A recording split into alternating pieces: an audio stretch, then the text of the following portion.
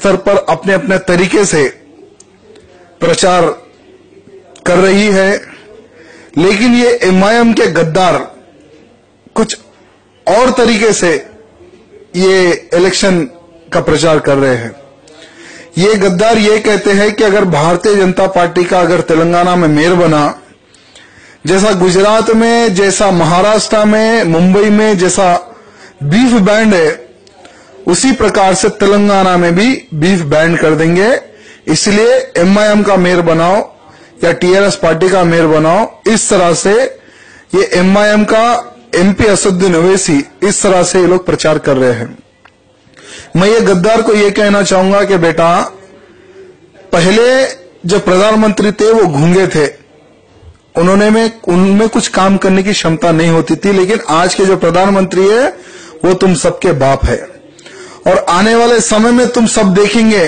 और मुझे विश्वास है नरेंद्र मोदी जी पर कि गौ हत्या पूर्ण बैंड होगी, गौ माता को माता का सम्मान मिलेगा और गाय के साथ साथ बैल पर भी प्रतिबंध लगेगा, ये मुझे विश्वास है। और जो ये चुनाव में जो तुम घटिया जो प्रचार कर रहे हो कि बीफ खाना है तो एमआईएम को जिताओ, बीफ खाना है तो टीआरएस को जिताओ, बीजेपी को मत जिताओ, भले ही तुम जिताओ या ना जिताओ, जो होगा सो होगा, लेकिन गाय हो या बैल हो, इन सब की रक्षा करना हम सबका कर्तव्य है। और जो ये बकरीद में हमने तुमको एक गाय काटने नहीं दी, आने वाली बकरीद तक तुमको हम बैल भी काटने दे देंगे, ये हम तुम्हें बता देंगे। और रही बीफ की बात, तुम देशद्रोही हो।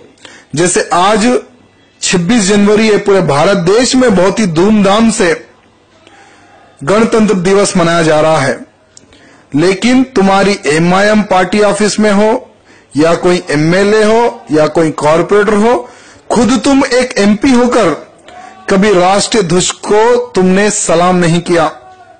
तुम कैसे मुसलमान हो, खाते भारत देश का और वही भारत देश के ध्वज को तुम सम्मान नहीं करते हो।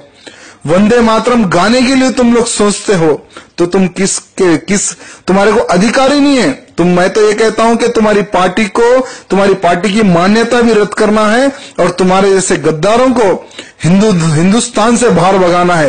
ये मेरा विचार, व्यक्तिगत विचार है। और जो भी मुसलमान अगर एमआईएम को वोट डालेगा, समझो वो भी एक देशद्रोही है, क्योंकि जो देश से प्यार नहीं करता ऐसे नेताओं को वोट नहीं डालना है, ये मेरा व्यक्तिगत विचार है। और साथ ही साथ जो तुम बार बार जो बीफ के प्रति जो स्टेटमेंट देते हो, ये घटिया राजनीति करना तुम बंद कर दो, नहीं तो आने वाले समय में हम वो सबक सिखाएंगे कि तुम्हारा बाप तो हमारे टाइगर नरेंद्र ऐसे कई लोग हैं, उन्होंने अच्छा सबक तुम्हारे बाप को सिखाया था, अब हमारा टाइम है, अब हम तुम्हें सबक सिखाएंगे। ठीक है, धन्यवाद।